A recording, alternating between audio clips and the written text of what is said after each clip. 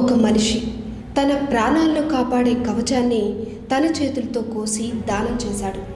అది సాధారణమైన దానం కాదు. ఒక యోధుడు తన మరణాన్ని తన చేతులతో స్వీకరించిన క్షణం. అతని దాన వీర శూర కర్ణుడు. కురుక్షేత్ర యుద్ధం సమీపిస్తోంది.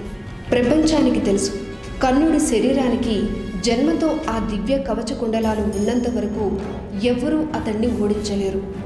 అది దేవతలు ఇచ్చిన రక్షణ కాదు, అతని శరీరంలో ఒక భాగం. అందుకే దేవేంద్రుడు కూడా భయపడ్డాడు. ఆ కవచం ఉన్నంత వరకు అర్జునుడు కర్ణుడిని గెలవలేడు అని. అప్పుడు ఇంద్రుడు ఒక నిర్ణయం తీసుకున్నాడు. బ్రాహ్మణుడి వేషంలో కర్ణుడి ముందు నిలబడ్డాడు. అయితే ఆ రోజు ఉదయం సూర్యదేవుడు స్వప్నంలో కర్ణుడికి కనిపించాడు. కర్ణ, ఇంద్రుడు వస్తున్నాడు. నీ కవచ కుండలాలను అడుగుతాడు. వాటిని ఇస్తే నీ ప్రాణానికే ప్రమాదం అని హెచ్చరించాడు. కానీ కర్ణుడు చిరునవ్వుతో ఒక మాట అన్నాడు. ప్రాణం పోయినా పర్వాలేదు, నా దగ్గరకు వచ్చిన వాడిని ఖాళీ చేతులతో మాత్రం పంపను అని చెప్పాడు. కొన్ని గంటల తర్వాత బ్రాహ్మణ రూపంలో వచ్చిన ఇంద్రుడు కర్ణుడిని అడిగాడు, నీ కవచ కుండలాలు దానం చెయ్యి అని. ఆ క్షణం ప్రపంచం ఆగిపోయినట్టయింది. ఎందుకంటే అవి కేవలం ఆభరణాలు కాదు, కర్ణుడి ప్రాణరక్షణ.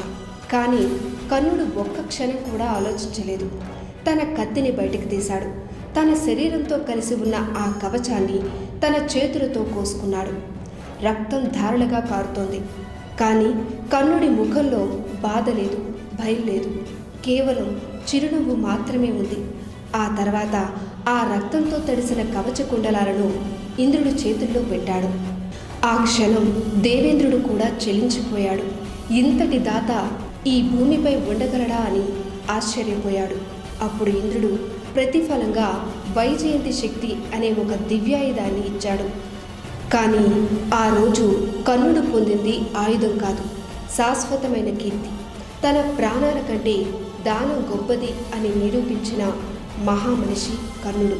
అందుకే మహాభారతంలో అతన్ని దాన వీర శూర కర్ణుడు అని పిలుస్తారు.